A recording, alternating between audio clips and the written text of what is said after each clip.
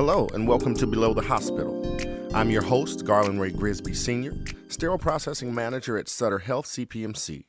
In this podcast, I ask what some people might call hard questions, but what I think are informative questions about the sterile processing profession. Today, I will be speaking with Margaret Gilman. Margaret is the Director of Infection Prevention in the Department of Quality and Safety at Nemours Children's Health in Wilmington, Delaware.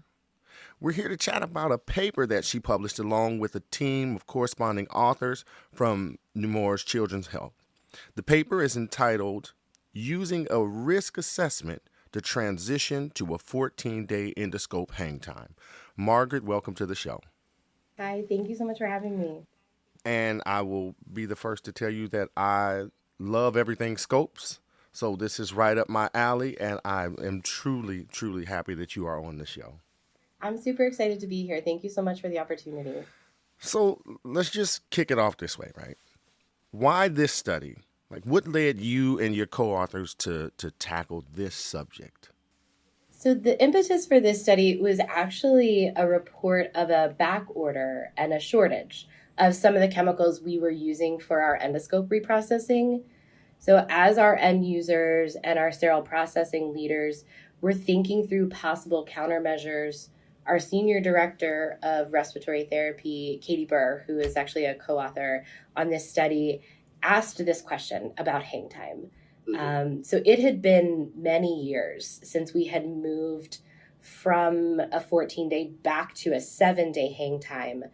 And a lot of the stakeholders currently in our system were not there at the time that we made this change all those years ago.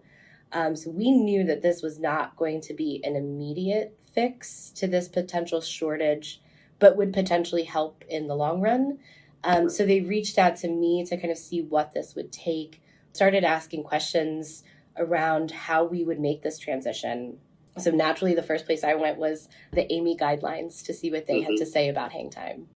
And that document was something else when we were pushing through.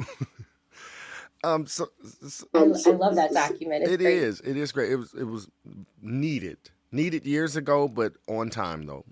So walk me through the study's structure. What did you actually do with the endoscopes? So the very first thing we did was that comprehensive risk assessment. So this was really probably the most important step in all of this. It is the recommendation from AAMI ST91. Those guidelines actually provide you all of the pieces that you need to take into account when you're performing this risk assessment. So these are things like the manufacturer's instructions for use, literature reviews, your internal quality controls, your HAI surveillance, all of those things. So we evaluated in our risk assessment all of the reasons to move to a 14-day hang time and all of the reasons to not move to a 14-day hang time. And then you compare the two. And for us, the reasons to move to a 14-day hang time outweighed the reasons to not. So next, we worked with the Infection Prevention and Control Committee to help develop that study protocol. So this was also a really important step. They gave us insight and input into the design, but also gave us a body to report to. They helped us interpret findings, helped us in our decision making.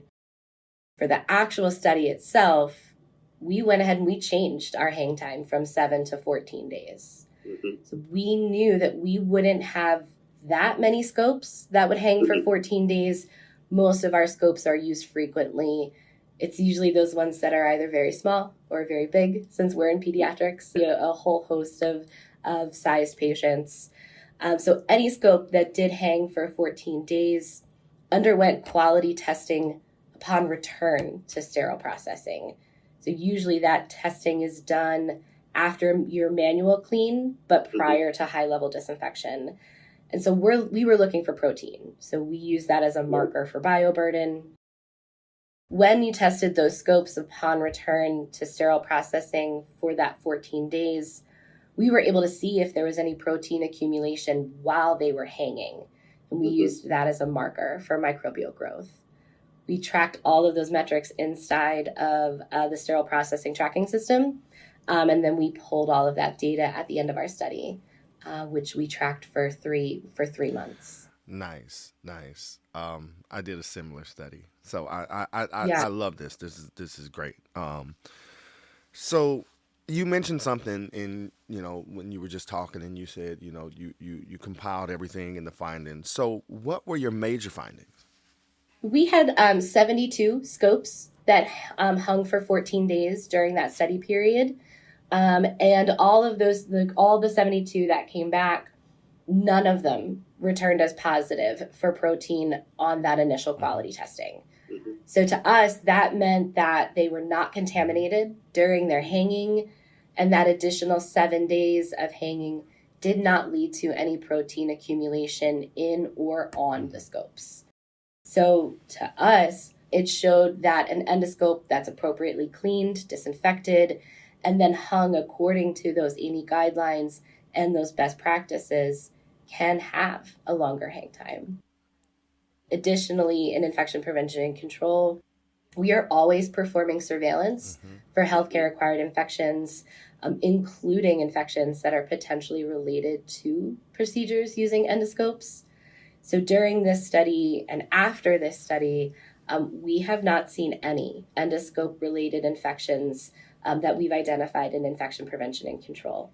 So the change did not have any adverse patient safety outcomes. I love it. I love it. So this is great for folks to hear, because I've heard some folks have a 3-day hang time, a 12-hour hang time, a 24-hour hang time, and for the study that I did, we initially did a 30-day hang time. And then looking at the AAMI guidelines, it said anywhere from 0 to 46 days. So we extended it, and we did ours for 60 days. And we did our surveillance testing for 364 days with a number of scopes, all of the different scopes that you can think about, from our very specialty scopes to our smallest PD scopes. And so, yeah, I love talking about hang time. I love it. And folks need studies like yours so that they can look and perform their own risk assessment, but they have somewhere to start and to look. Because I know when I started mine, there was, we had the AAMI document, but other than that, you had the other studies that were, all over the place. Right, exactly. There's such a wide variety in hang times kind of throughout the country. So when we started looking and pulling that literature, there wasn't a whole lot out there. And we did the best that we could to find some of the studies, and we found some really great ones. But we started with 14. We've been talking about moving to 30. I don't know. Maybe that'll be the next one. Right. And when you do, reach back out so we could, so we can have you back. So, yeah.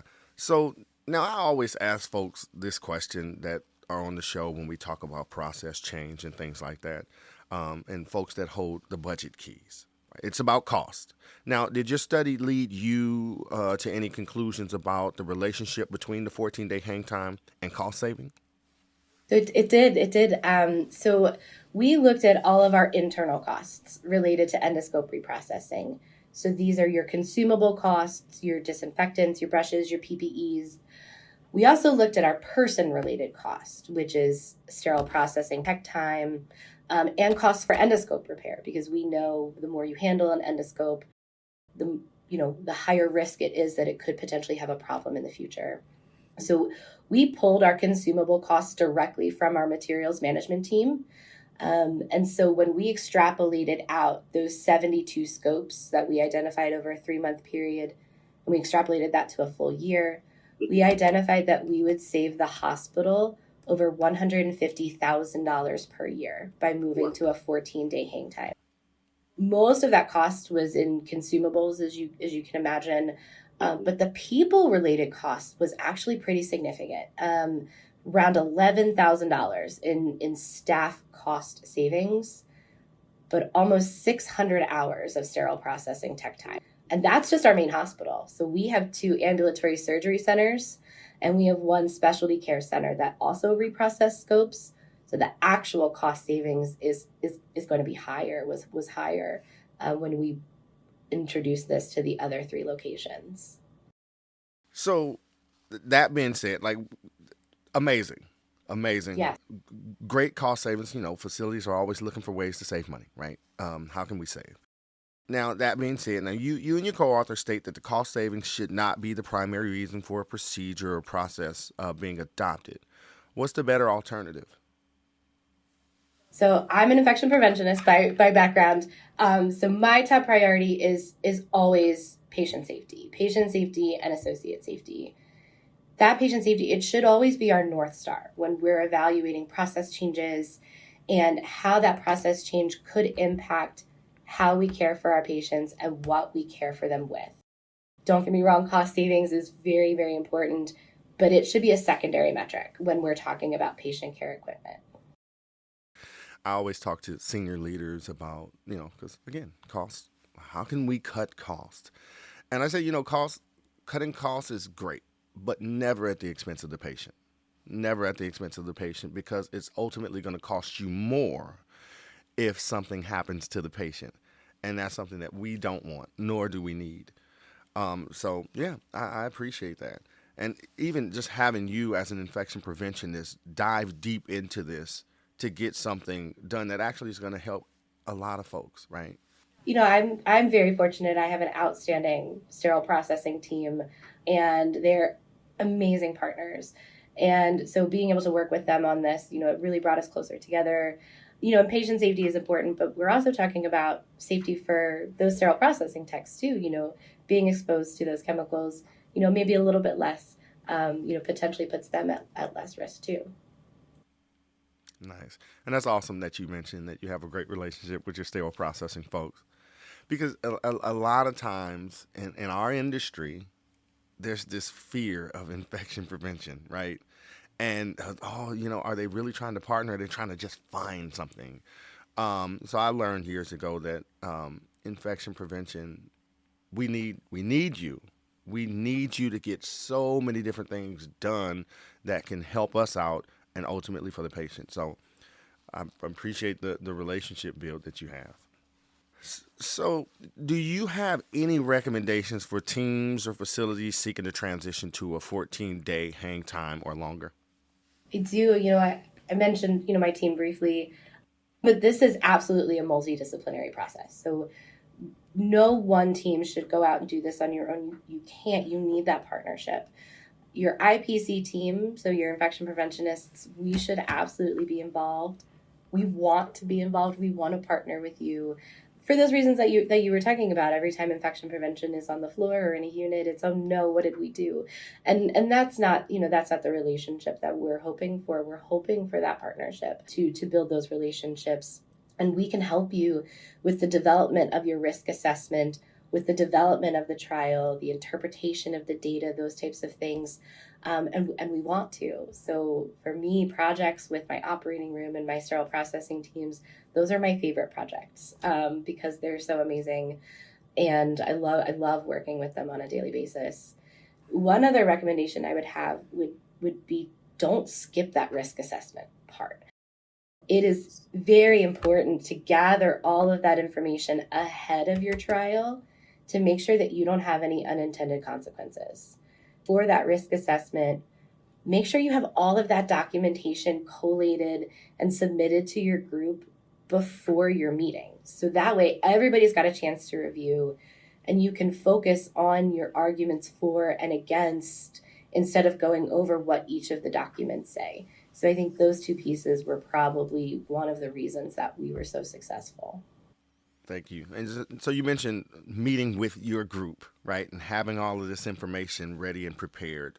So just as a recap, what teams or constituencies within the facility should be involved in conducting this risk assessment? So what would you conclude, or what should folks include in this multidisciplinary group? So it's going to look different for everyone. And it really depends on the makeup of your institution. So for us, our risk assessment was facilitated by me in infection prevention.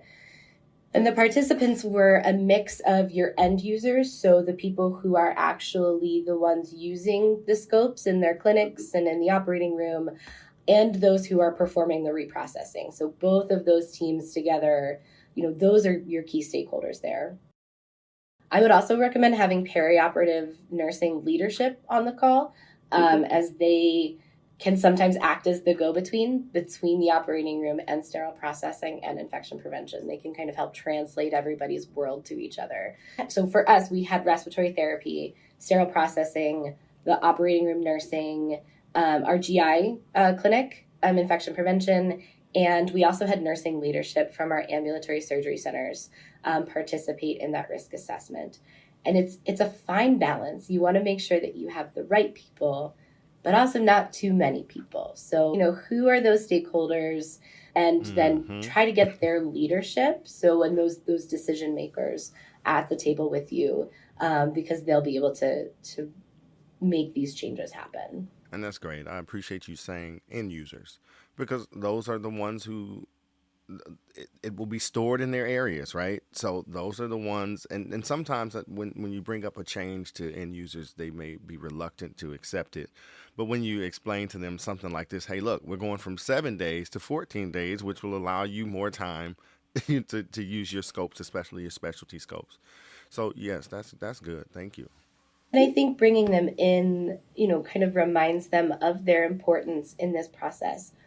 It could be argued, what they do at the bedside is unbelievably important, that pre-cleaning step. And so bringing them in and making them, feel part of the team and part of that decision-making kind of highlights the importance of their roles here. Yeah, when I would do trainings, initial trainings and annual competencies on the end users, I would always tell them, and my processing staff would be like, stop telling them that. But I would tell the end users, you guys, what you do is honestly more important than what my folks do, because if you don't do the point of use correctly, then we can't even clean it, right? We can't clean it properly. And so it just kind of gives them, a sense of, being. And belonging too. You're part of this team too. You're a part of this patient care team and patient safety team. And, we need your thoughts on this. Well, Margaret, I want to say thank you. It has been great having you on today. I'm looking forward to other papers that you come up with. Maybe that 30-day paper. Maybe. But thank you for taking the time. I know you're super busy. As an infection preventionist, it's not just about sterile processing. You have a whole hospital to worry about. And I know you have a couple. So thank you for being on today. Thank you so much for having me. I loved having this conversation, so I really appreciate it. So, folks, as usual, I hope this episode has been useful. We'll be back in 2 weeks with another episode. If you want to support the podcast, you can find us at Below the Hospital on Spotify, Apple Podcasts, YouTube, and Amy Array. Until then, see you when I see you.